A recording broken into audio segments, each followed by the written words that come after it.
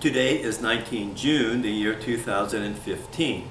I'm Dr. Dave Thompson, a volunteer at the Palm Springs Air Museum here in Palm Springs, California.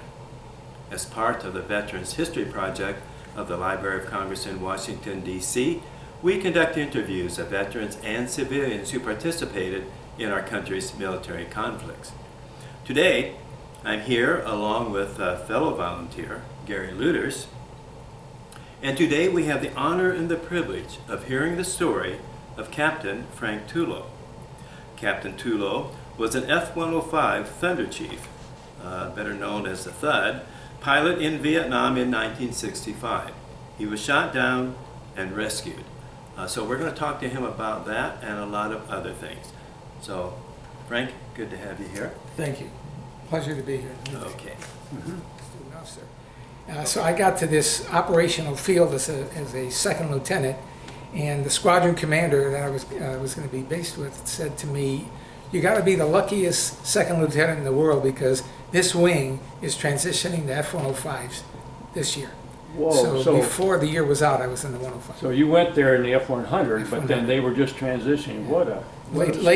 late 1962, I was in the F-105. Okay, so now you got checked out locally over there in the F-105, No, F-100 initially. F-100, but then you went to the And 105. our checkout in the F-105 was back at Nellis. Oh, you came back So to we went Nellis. back to Nellis to The check out whole the squadron 105. must have come The back. whole squadron deployed, yeah. Gotcha. And then we took our brand new airplanes from Farmington, New York, all the way back to Okinawa. So And how many refuelings and what type of refueling aircraft along the we way? refueled and absolutely everything. We never knew what we were going to pull up behind. We went from Farmington, New York to Mobile, where the Air Force accepts the airplane. Other test pilots get in it and they do things, they check oil consumption. And then we flew it from Mobile, Alabama to George Air Force Base, just north of here, and spent the night, then took off. We were under the control of the 4440th, which was a ferry wing.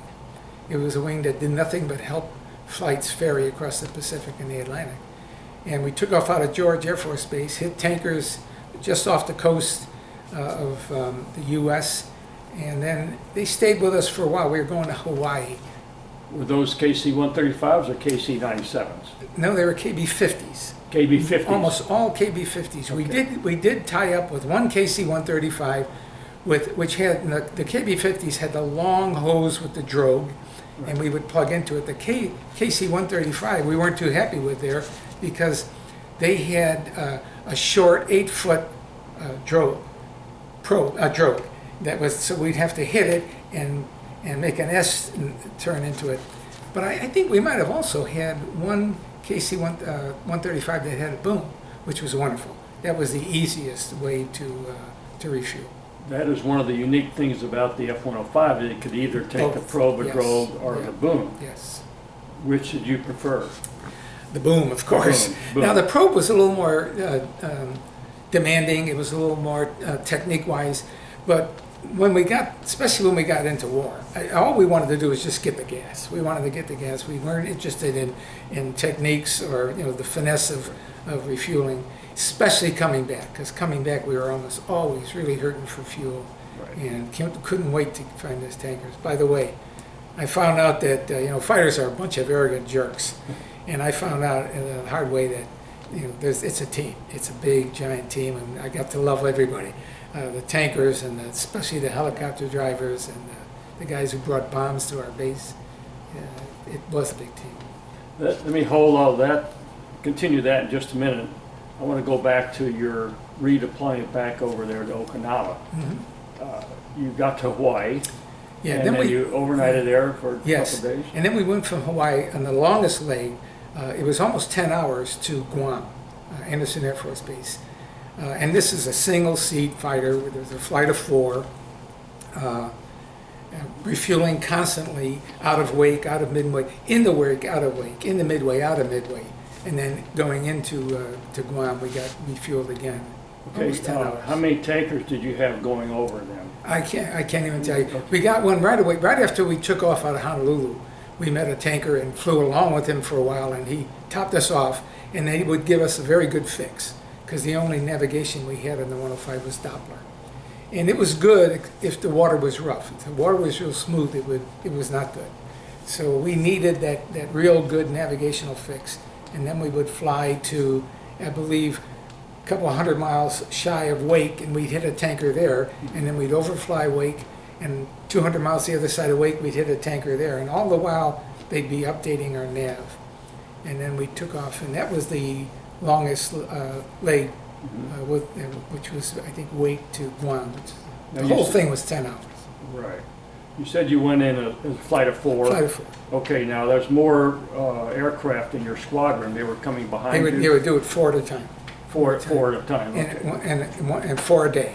4 a day. The 44th, 40th would only deploy 4 because they had limited search and rescue. Okay, on those longest legs, they provide you with a box lunch? Yeah, we Cokes, had a coffee. quart of water behind us, and we had a bottle in the bottom that held a quart of urine, and we had a box lunch. And that box lunch got very, very skinny about halfway across.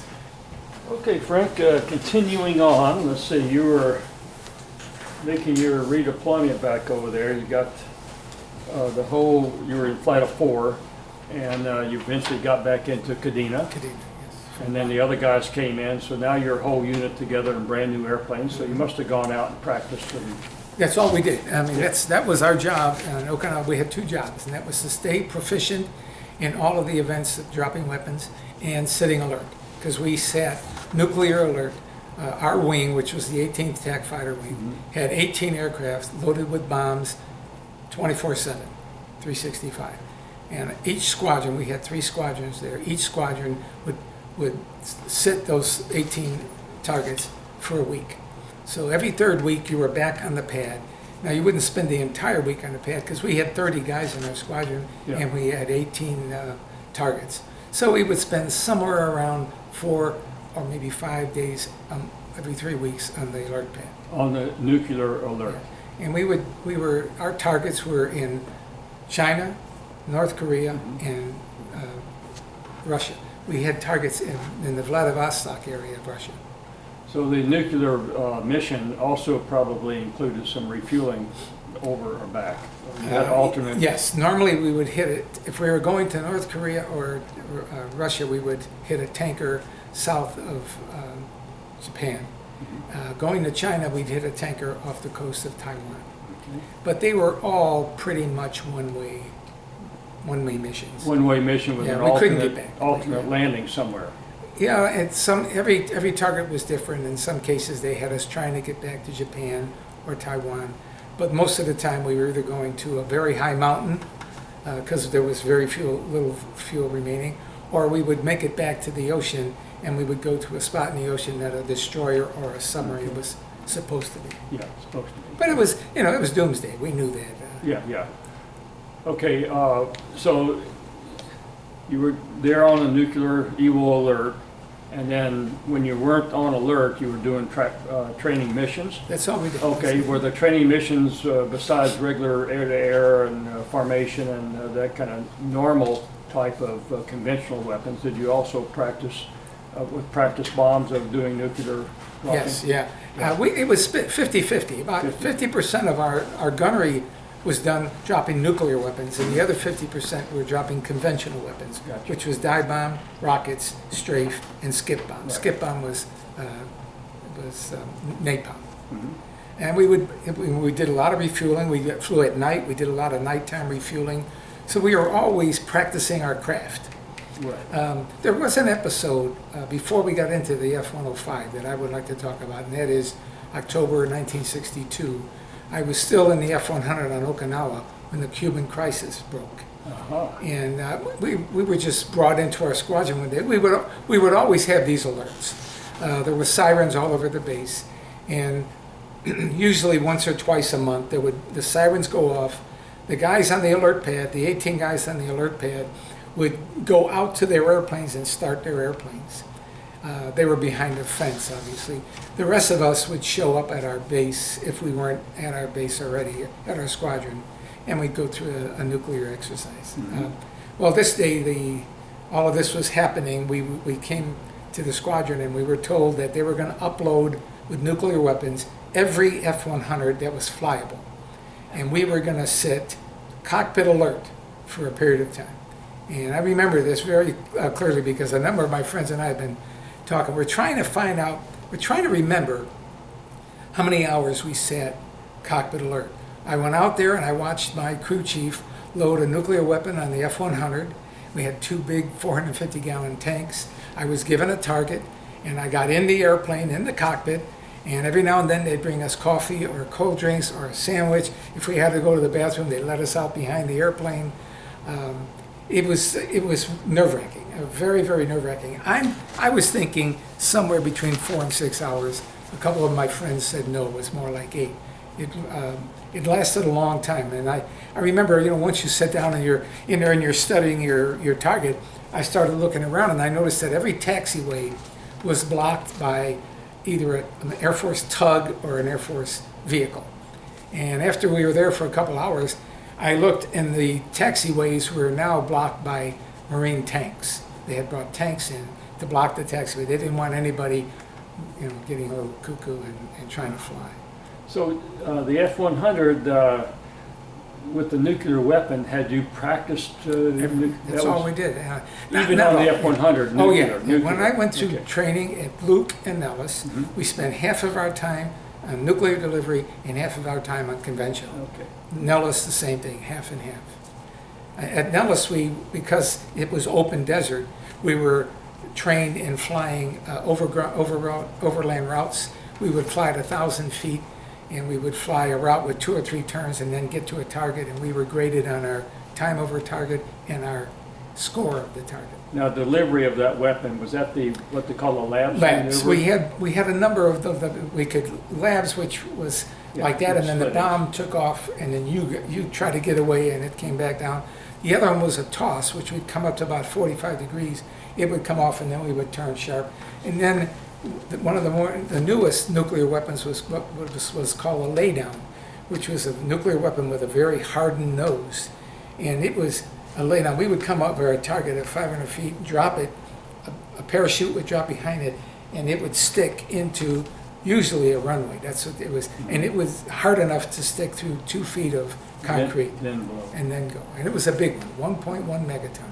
On the labs maneuver, what is that, a 6G pull-up or? 4G. We did 4G. 4Gs till the bomb came off, and then we could ease off to 2Gs so we can go the other way. Okay, and in terms of actual dropping and the target and where to do it, was that computerized or all like, the old? No, it was so-called computers. These are analog computers, but yeah, we actually set, depending on the weather, the wind, the temperature, the density, altitude.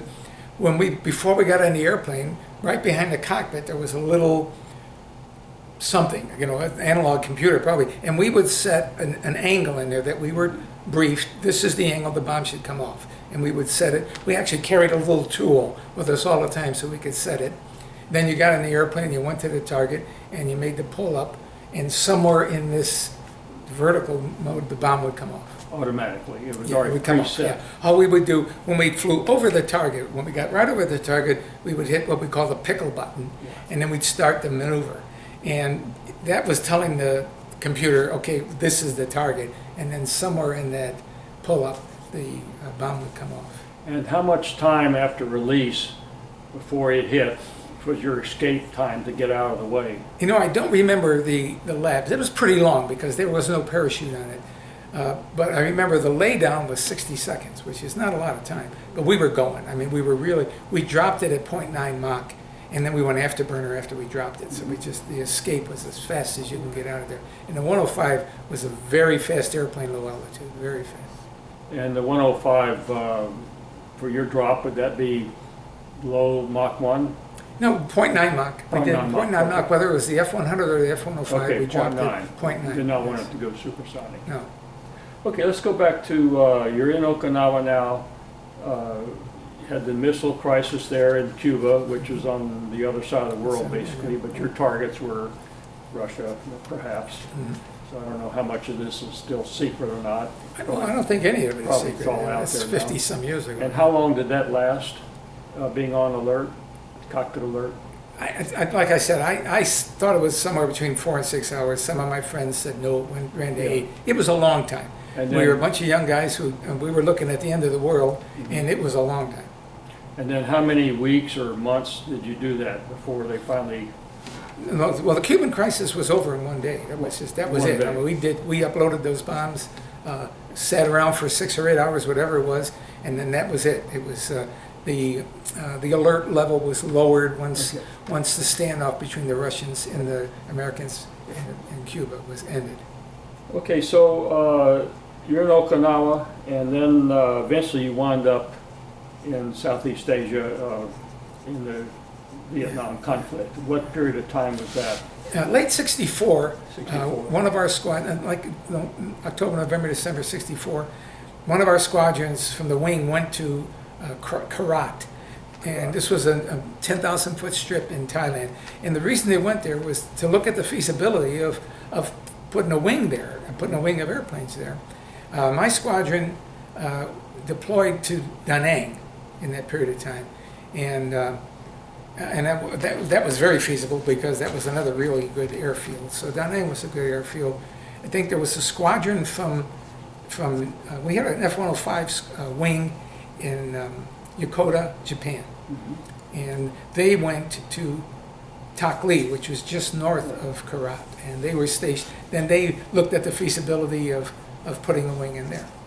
So you were a PCS over at Kadena. Did you have a family there then? Oh yeah, I had a wife and 2 kids. Okay, but then when you went to Karat or Da Nang, you were TDY. TDY, and they would let us, they would send us over there for something less than 90 days because after 90 days they had to give us separation allowance, Okay. and then we'd go home for a week, 10 days, and then we'd come back. to Okinawa, you Yeah, mean. Okinawa, see our families, and then come back. Okay, and so when you were TDY over there, did they already start doing combat missions? Yeah, in 1965, in late January, they called us up in the middle of the night and they said, tomorrow we are deploying to Da Nang.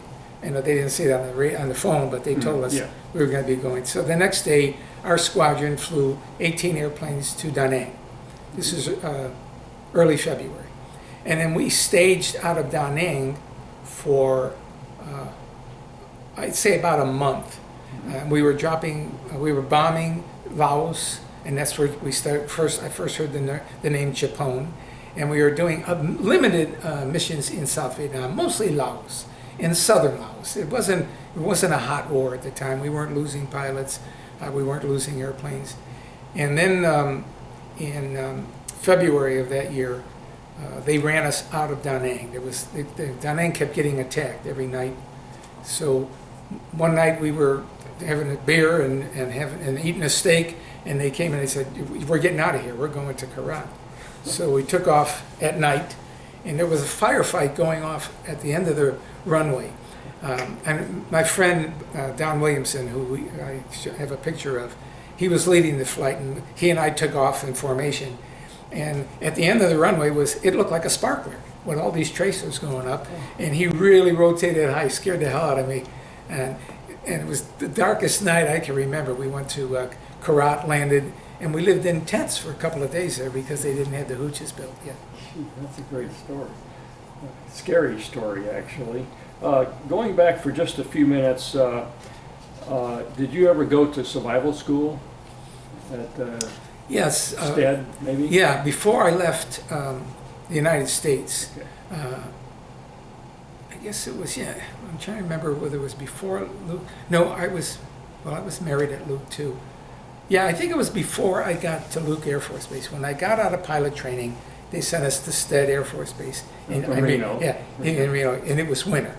And we had that, and it was cold. It was really cold. It was February of 1961. Mhm. I hadn't gotten to Luke or Nellis yet, and I went through this Stead Air Force Base, and we lived on snowshoes. It was a week of ground school, and then a couple of days in a POW camp, and then the very last thing we did was go on a trek of about 3 days, and we had to sleep out at night, and we had very little food, and we lived on snowshoes because the snow was so deep.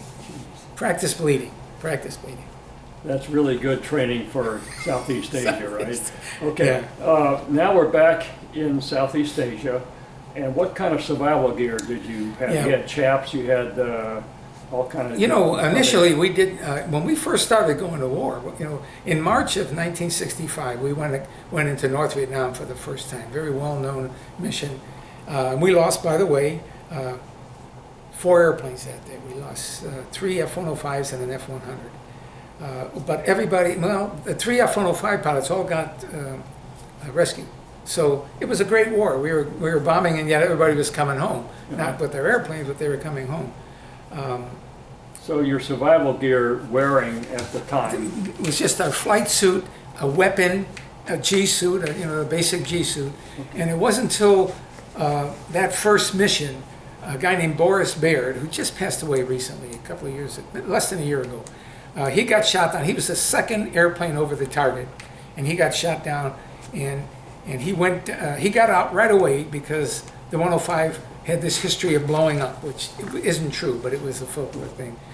He got out right away. He almost got out over the target, but he was one ridge line the other side of the target. And his experience. Now we sat on an emergency kit. We sat on a kit that had a lot of emergency stuff, but he ended up in a tree, and his kit was somewhere else, and you know, was in the tree. And he got out of his parachute harness and made it to the ground, and his kit was still up there. So he just ran, and he was very, very lucky to be rescued. But we started thinking about rescue then. So our personal equipment guys did a great job. They came up with a vest. One of the pictures of me standing there in that vest, it had a second radio, because we had a radio in our emergency kit that we sat on, but this was a second radio. And we found out very quickly that if you had a radio, your chances of survival and being rescued were about 300% better than if you didn't have one. It had smoke flares, it had water, it had Red Cross injury material, and that's about it.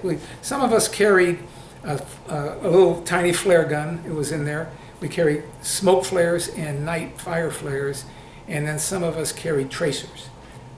Okay, what kind of a handgun did you carry? I carried it was called a Combat Masterpiece. It was a .38 caliber revolver. Smith & Wesson. Smith & Wesson. And I had 6 ball ammo rounds in it all the time. But I also carried 6 tracers. Yeah, tracers just for a signal if First thing, somebody was yes. coming in. And by the way, that's what I used to get out of there. Okay. That's what saved me. Let's get to that story in just a minute. But Sure. how many combat missions total did you fly? Well, we were not allowed to count the missions in Laos. So the only ones that counted, the counters, were North Vietnam, although we were losing people in Laos. Yeah. So we had to fly 100. So I ended up with 100 missions in North Vietnam and 22 missions in Laos. So I mean, they're 120. still shooting at you, but that didn't count. And we were losing people. Go Losing figure. airplanes, yeah. And so you said you were shot down in 65. Yes. Okay, and what was the date on that? July 27, 1965. And how about expanding on that? How did it happen? What kind of target? How long you stay on the ground? All those kinds of things. So just elaborate, please. Well, normally we were flying, you'd end up flying 5 or 6 flights a week. That's all we did was fly and sit on the ground. So we hated not to fly because we wanted to get done. And it also becomes a very personal war. All of a sudden, when I lost Don Williamson was shot off my wing on the 6th of July, 21 days before I was shot down. And that was very personal to me. He was my best friend at the time, and I couldn't wait to go back. I really couldn't. But we had been staying away from. President Johnson had drawn a 30-mile circle around Hanoi and said, "Okay, you can't go in there. You can bomb anywhere else." Well, I shouldn't say anywhere because it was very selective. We would pass by beautiful targets like an electric facility or a dam or a big railroad junction, and we would go and bomb this little bridge somewhere, insignificant bridge. The targeting was very, very selective, and we felt like we were fighting with our hand behind our back, one of our arms behind our back. The other thing was there was this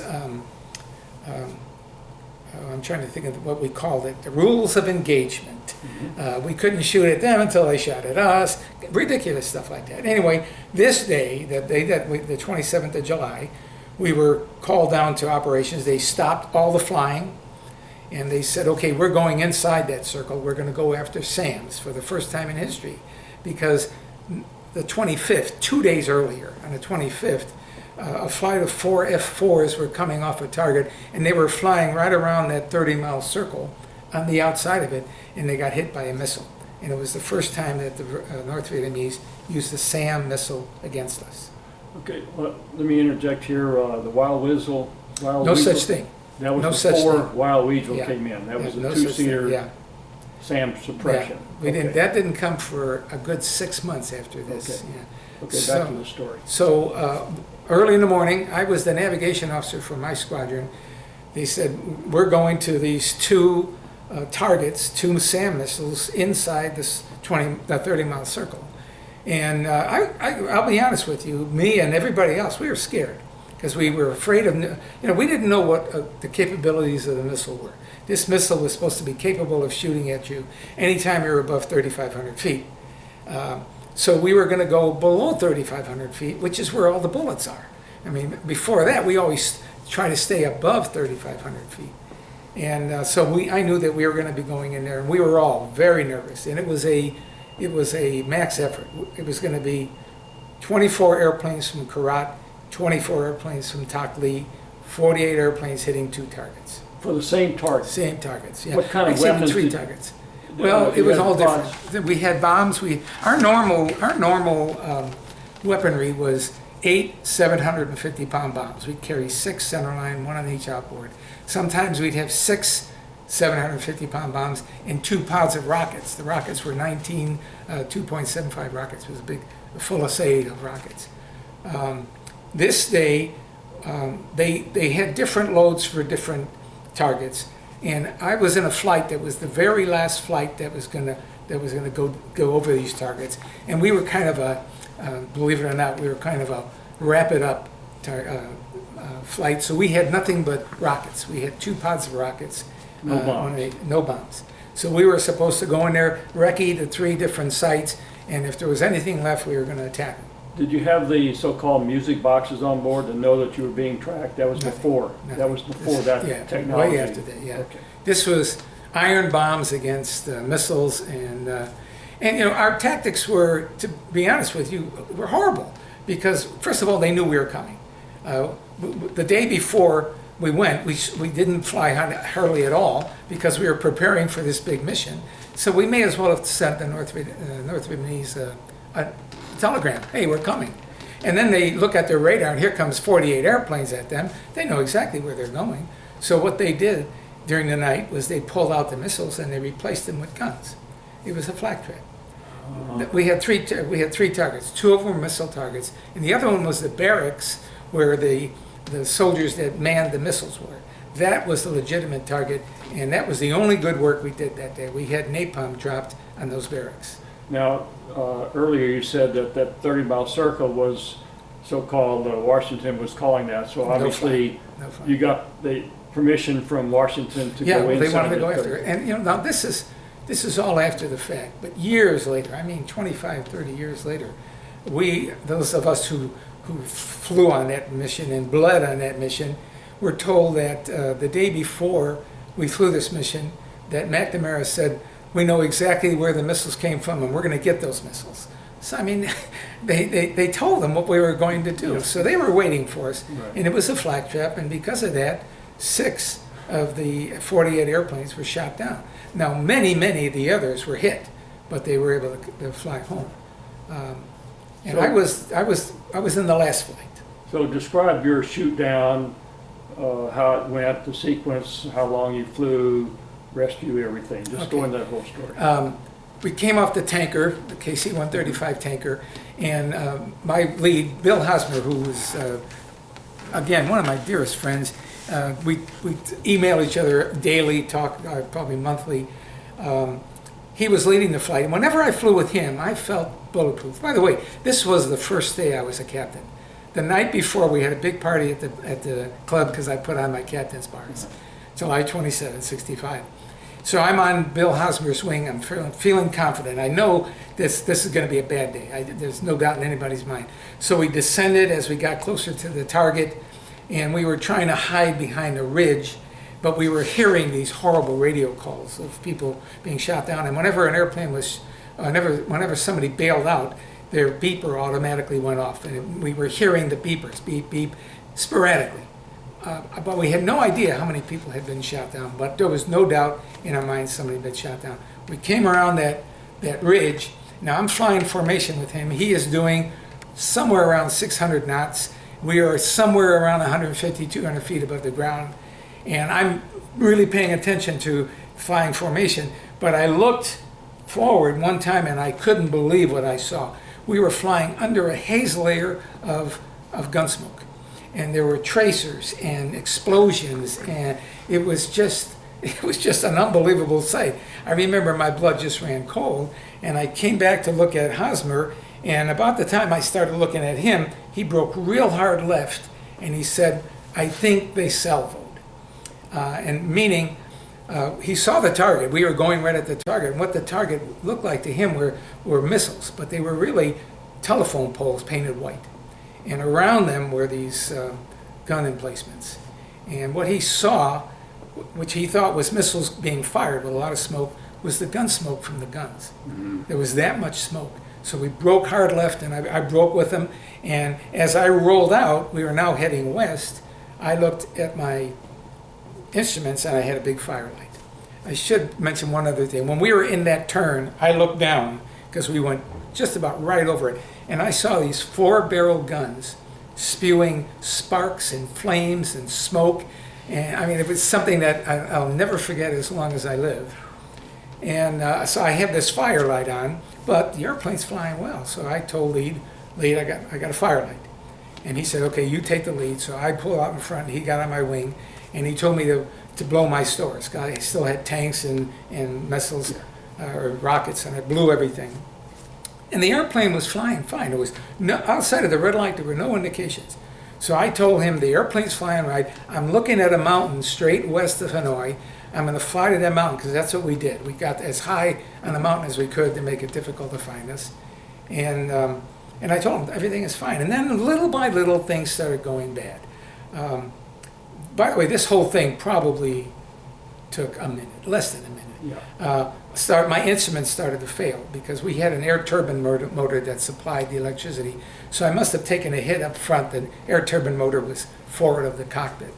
All of a sudden, all my instruments went blank, with the exception of, we had a little tiny instruments, attitude indicator, airspeed indicator, altitude indicator.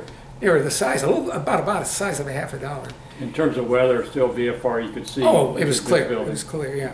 And by the way, when I forgot to mention one other thing. When I saw that sight of the explosions and the tracers and the smoke, I smelled gun smoke more powerful than I had ever smelled it in my life, before or after.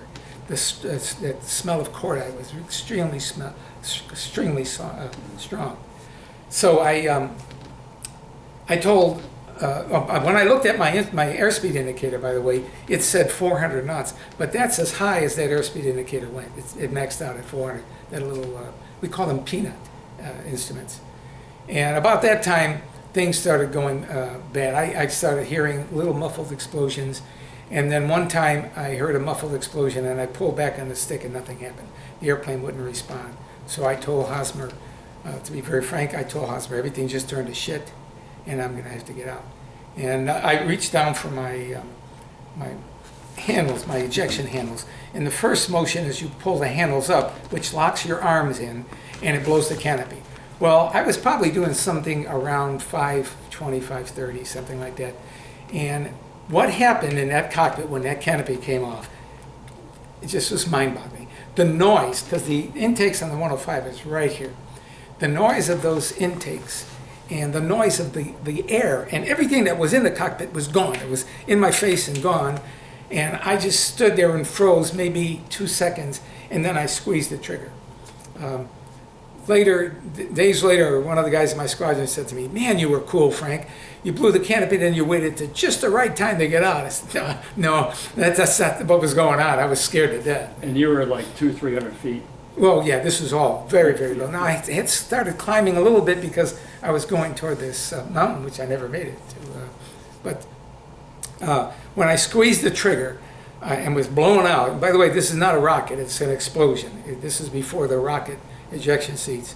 And my mind refused to remember anything between that and being in the chute.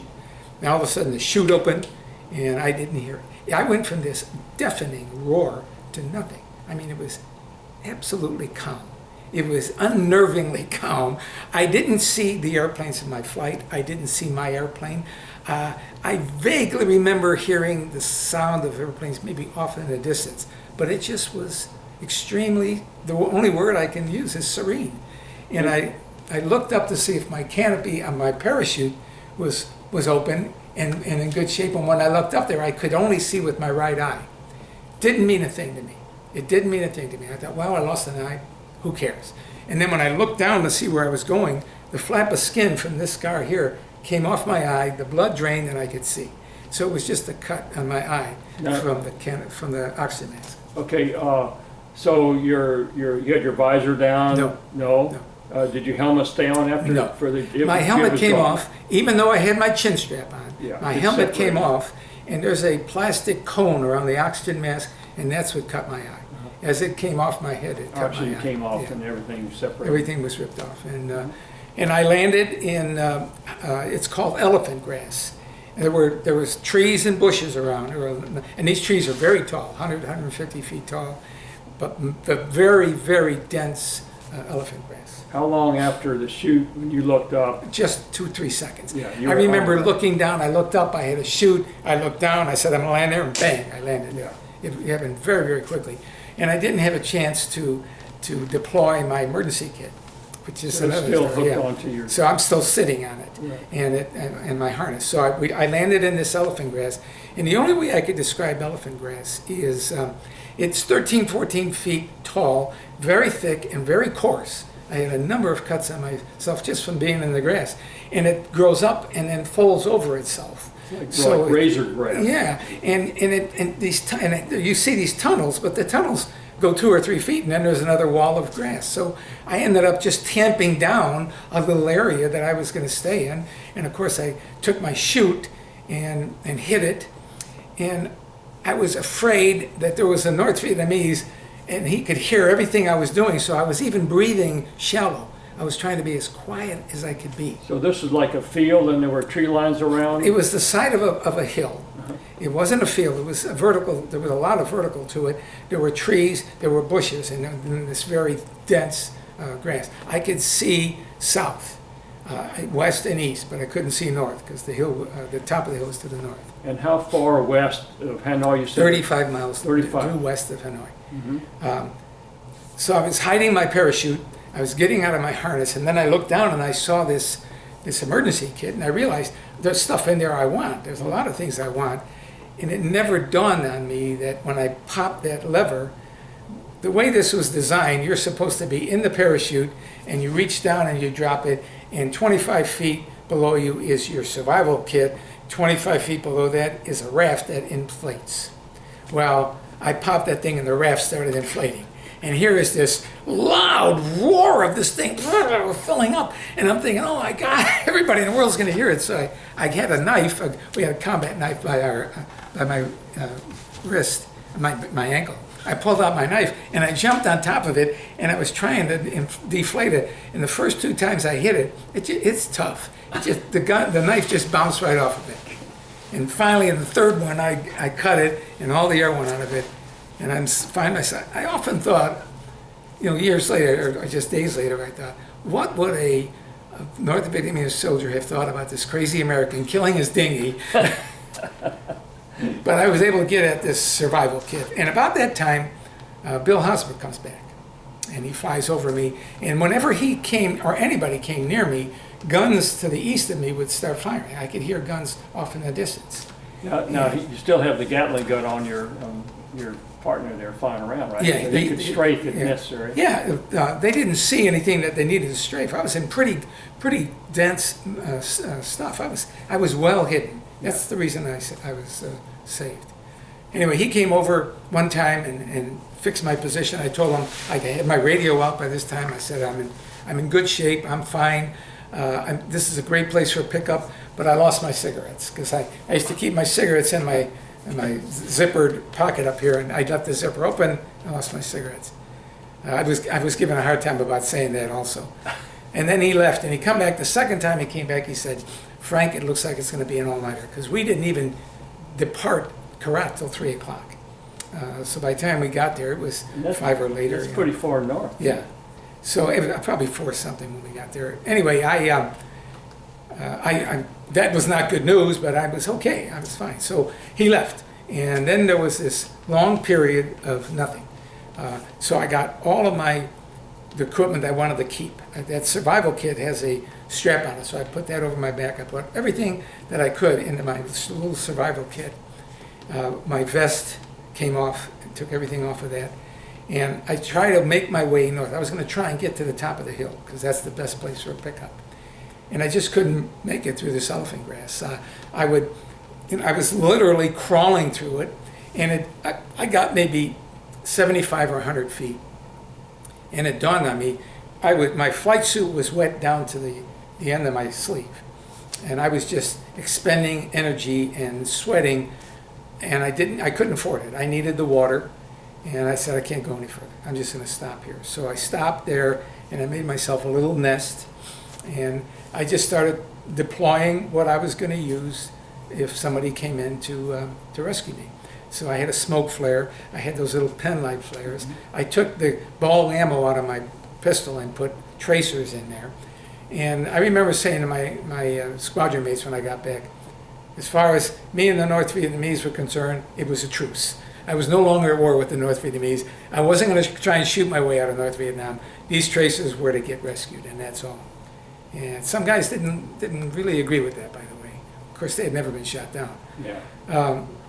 And I waited. And at first I waited maybe 45 minutes to an hour, and I heard a prop airplane. So I turned my radio on, and I called out. This is Dogwood 2 was my call sign. This is Dogwood 2, and I hear airplanes over North Vietnam, and this very pleasant voice of a Navy A1 driver. His name turned out to be Ed Greathouse. Navy A1s. He comes into my area, and I'm telling him, turn left, okay, stay left, roll out, turn left, roll out. I could see him, and he comes over and he rolls into a turn. I said, I'm right on you. He rolls into a turn, and I said, I'm looking right up your wing at you. Canasta lead was his call sign. And he said, I got you. And up until that time, I felt like nobody knows where I am. There's no airplanes in the area. There's nobody in the area except North Vietnamese. But when he said that, it was so satisfying. And it was a very, very wonderful statement to hear at the time. And he stayed over me maybe 2 turns and said, okay, we're going to go get you a chopper. And he left. And then it got very quiet. And then it got very noisy. I started hearing gunfire down at the bottom of the hill, south of my position. I would hear sporadic gunfire, and then I heard voices. And about that time, I heard fighters again. So I take out my radio, and I know this guy's name, but I'm not going to use it. It was a flight of 2 F-105s. They came over my area because the 105 has a DF function.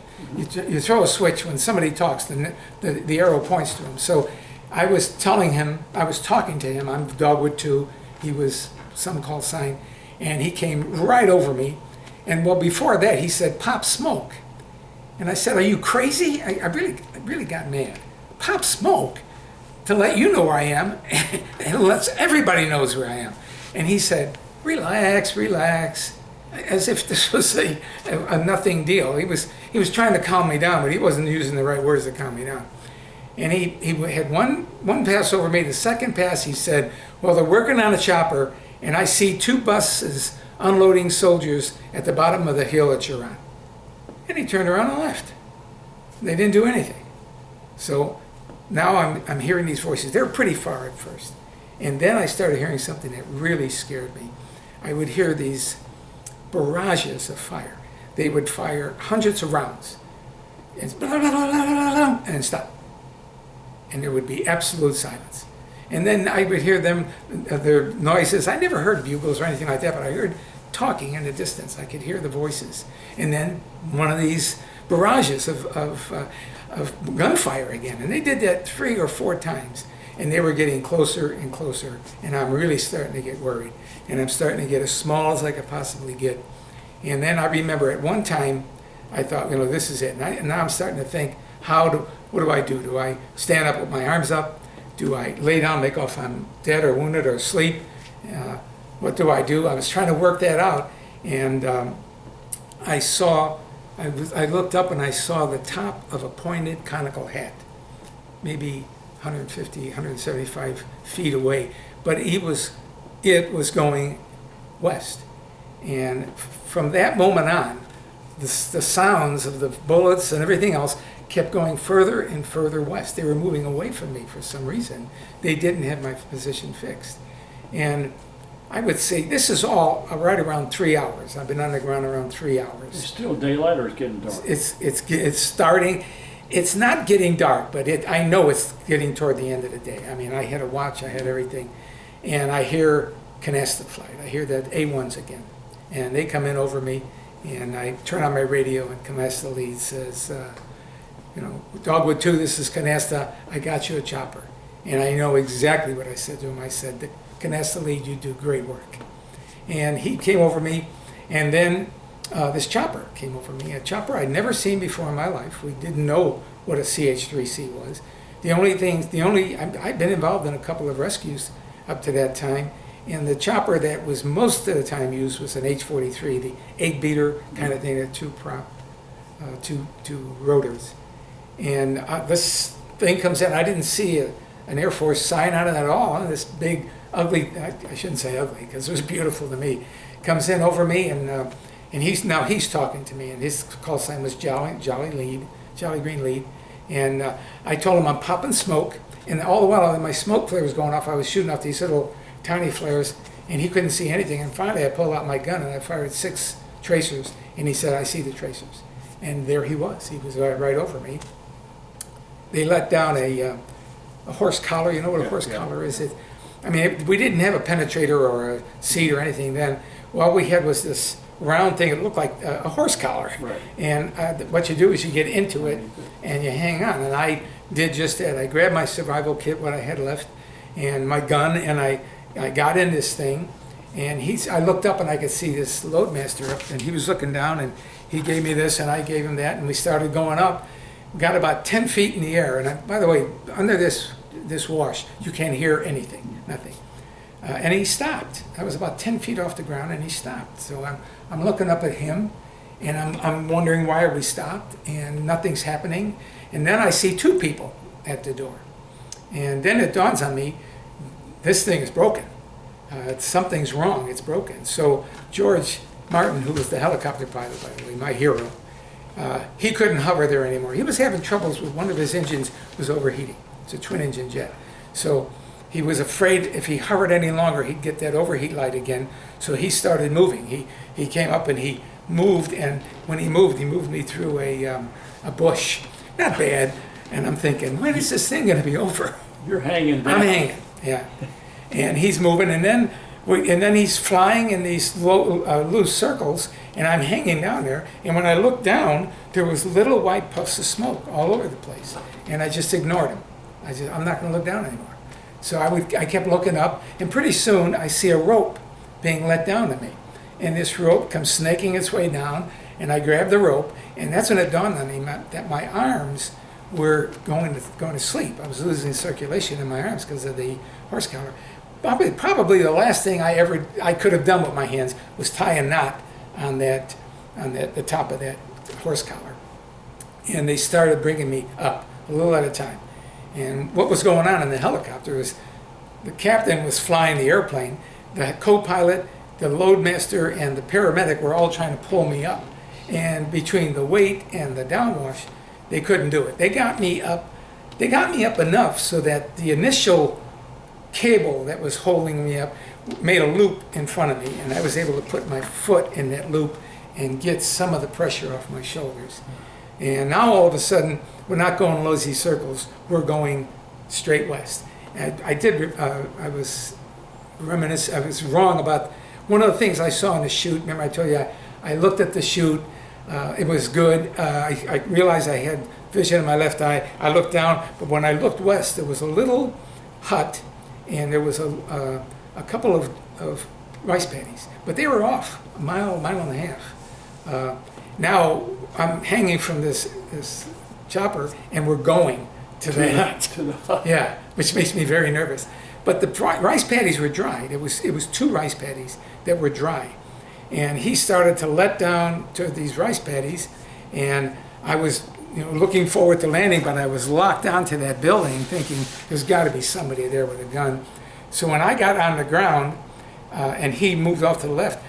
By the way, as we approached, I looked up, and a banty rooster, there's certain things you remember, a banty rooster was running for his life across the field.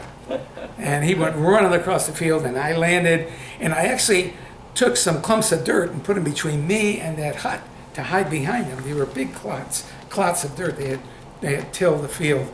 And I watched him land, and the minute he landed, I got up, and I started running toward the open door of the chopper, and they were waving me on.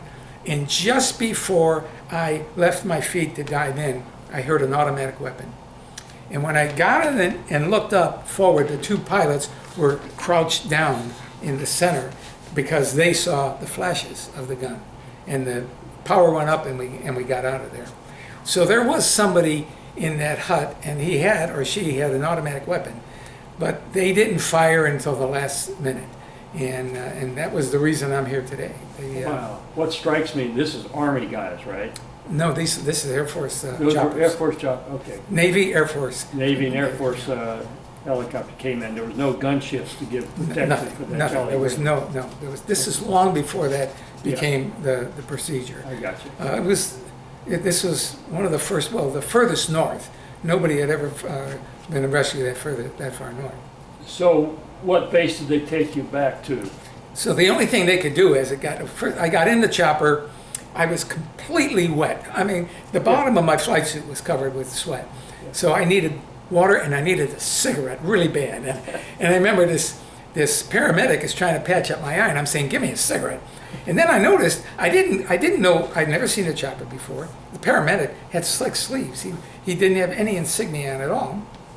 And I said, "Are you guys Air America?" And he said, "No, we're Air Force." And it was an Air Force crew that had left Nakhon Phanom that morning before we even took off. And they went to Lima Site 36 because they knew somebody was going to get shot down. And they were refueling at Lima Site 36 when they found out that there were 6 airplanes shot down. So now we're going back to Nakhon Phanom. This paramedic is taking care of my eye, putting a patch on my eye. I go up and thank the pilots profusely. And now I start shaking. Now I'd like to blame it on the wet flight suit and the cold air, but it was shock. I could not stop. I was so embarrassed. I couldn't stop shaking. I could hardly smoke a cigarette, and it turned night. And these guys were doing everything. They were literally piling their parachutes on me to keep me warm, because I was telling them I was freezing, but I was really in shock. And then I came out of it and was feeling pretty good. And had some water, had some cigarettes, and I went up front, and by this time it was pitch black. And we were going towards Lima Site 36, and I watched them. How they landed was they had 4 55-gallon drums, and they would pop a night flare and drop it in there. And that's how he landed at Lima Site 36. Wow. Lima Site 36 was only about 40 miles from the North Vietnamese border. So it was a hilltop that had a 500-foot dirt strip that was in a 10-degree bank, by the way. And when we landed, I got out of the chopper, and this American, blonde-haired American, comes up to me with a bottle of White Horse Scotch. And he said, "You might need some of this," and gives it to me. And I did. I took a swig right then. There were a couple of Americans, but mostly it was Laotians, male tribesmen. And they took us to a bunker. We went down into this bunker, some of the photographs of that. And then we just started talking, and they gave me something to eat. I have no idea what. It was rice and something. And while we were sitting there talking, they got attacked. So now we start hearing incoming mortars and machine guns, and everybody disappears, everybody. So now it's just me and the chopper crew. And by the way, a second chopper crew, H-43, had made it to Lima Site 36 just before we landed. They were coming from the south. So there was probably 8 Americans there. And we were in this bunker, dirt floor bunker. And we sat there and listened to this war going out there. And there was, in one corner of this, there was a little slit. And I remember looking at the slit, and tracers were flying over the bunker. And I thought, will this thing ever end? So the second chopper that just came in to... It's a flight, yeah, two people. Okay, but did they have a rescue? No, they didn't. Yeah. They were there to rescue if they were Yeah, needed, yeah. but they're very slow, unlike the CH-3C, which was very fast. They got up there a lot quicker, and they just made it to Lima Site 36. The Jolly 1 made it to Lima Site 36, and then to get me, and then was coming back when the H-43 made it. So did you spend the night at Lima Site 36? Yes, we passed that bottle of scotch around, and then went to sleep on the dirt floor. And the next morning, at first flight, I was up, and now I'm worried about my family. I'm thinking my wife, I have a little 2-year-old girl and a little 6-month-old girl. You're still in Okinawa. Yeah, and I don't want them hearing on the radio that an F-105, 6 F-105s. By the way, I didn't know. I know You nothing. didn't All I know. knew was that I was shot down. I knew somebody else was because I heard a beeper. The Americans come back in and they said, the command ship wants to know what your call sign is, which really scared me. I said, you mean they don't know what my call sign is? They don't know who it is that's been rescued? Dogwood too. And they said, okay, they got an airplane inbound here. They're going to take you to Vincennes. So I waited very short time. The sun come up, it was daylight. They asked me this question about my call sign, and all of a sudden there's a Pilatus Porter. Helio, it's a Pilatus Porter, which is a STOL airplane, and I watched him land on this 500-foot strip that's in a 10-degree bank, and he didn't roll 100 feet. He landed, rolled 100 feet, and it stopped. I went out, got in the airplane. I was looking at this GI. Hi, my name's Frank, my name is whatever, and we took off with the remaining runway, and we were on our way to Vincennes. And I found out that he was an ex-Navy fighter pilot who had gone to work for Air America, and now he was flying this Pilatus Porter. So we land at Vincennes. It's almost over, by the way. We land at Vincennes, and I'm met there by 2 lieutenant colonels, Air Force lieutenant colonels, in blue uniforms. Very out of place in this part of the world. And you're still in your green Oh, bags. yeah. I smell like a goat. Yeah. And they said, we need to debrief you. Fine, debrief me. So they put me in a Jeep, and they took me to this building, and I walked into this building. They sit me down, and the 2 of them are sitting there, and they're starting to give me literally the third degree. What did you see? I said, nothing, very little. I saw a little house and 2 rice paddies, and somebody was shooting from the little house, and that's about it. And they wouldn't get off. And what else did you see? On your way to the target, they were literally grilling me, and I'm starting to get a little pissed and worried. Yeah. And about this time, a full bull comes walking in, and he is also in a Class A uniform. He comes walking in, and he says, "Are you Captain Tullo?" Yes. Now, these guys, pilots, wings and everything? Or? The full bull had wings. These 2 guys were lieutenant colonels, but they were non-rated. They were intelligence officers. I mean, they told me that we were intelligence officers. So this colonel said, I need to take Captain Tullo, and they said, well, we haven't debriefed him. And he said, your debriefing is over. General Hunter Harris is here, and he wants to talk to the captain. So I'm walking with this lieutenant colonel. We get in the car, and I said, who is General Harris? He said, General Harris is a 4-star general. He lives in Honolulu. He's the commander of PACAF, all of the Pacific Air Force. And I'm going to go see him like this. I got. By the way, I had this stupid mustache. We all grew these mustaches. Of course. And so I go into he takes me to the Vincennes Officers Open Mess. And it's a pretty elaborate open mess because it's the capital of Laos. I go there, I get out, he walks me into this room, and here's this big U-shaped table with all kinds of dignitaries, most of them in their uniforms. And at the head of it is this short little guy, bald head guy, Hunter Harris. Couldn't have been more pleasant. got up, Captain Tullo, he shook my hand, he said, sit down. And I'm thinking, what am I doing here? I must look like hell. I gotta smell like a goat. I spent the night on the ground last night. I've not stopped sweating for 24 hours. And he said, have you eaten anything? No, sir. Give him some food. And we start talking, and he listens to the whole thing. And, you know, I said, you know, I have a periscopic view of what happened. All I know is we flew into what looked like a flak trap. That's all I could tell you. So he said, he was the first one. He said, you know, we lost 6 105s. I said, oh, man, how did we lose 6 105s, you know? And I'm wondering, are any of those my friends? And then I had a little bite to eat, and he kept asking me questions while I was eating. I could hardly eat. I was drinking. He said, is there anything I can do for you? And I said, sir, I just want to get back to Korat. I want to get back to my squadron. And he said, I'm going to Korat. He said to this Volbo again, you make sure that Captain Tullo is in my airplane because we're going to be getting out of here within an hour. So I finished what I was eating and went out, and I sat in the back of his airplane, took a little nap. What kind was it? It was a 707, like a KC-130. It was a KC-135 because it had a boom on the back, highly polished, with this big PAC-F commander, 4-star general. He was a 4-star general on the side of it. And I'm wondering, what the hell am I doing here? I get in the back, as far in the back as I can get. And he comes on and he says, come on up here. And he makes me go into the cockpit. And he takes off and he says, I'm hoping that between here and Korat, somebody's going to need some fuel. He wanted to refuel somebody. There wasn't any. So we got airborne and we're inbound. And he said, does your squadron have a discrete frequency? I said, yes. He said, why don't you call him on radio number 3? So his engineer got me to our squadron frequency, and I called up. And Sergeant Havener was there. The squadron was empty because a 4-star general was coming in. And I said, I'm on that airplane. He said, well, I'll try and get a message out to the people. So nobody knew. It was just Sergeant Havener, who was our tech sergeant. So the airplane lands, and as he's pulling in, I'm in the cockpit, as he's pulling into the ramp, I see a band.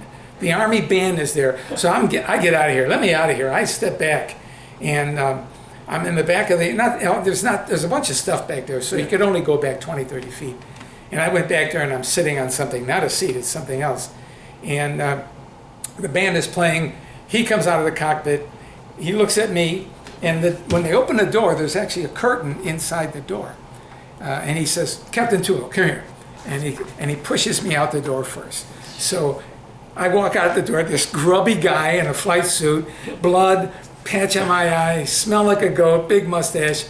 And my squadron starts running toward the airplane around the band. And I make it to the bottom of the steps. They grab me and take me off to the officers' club. And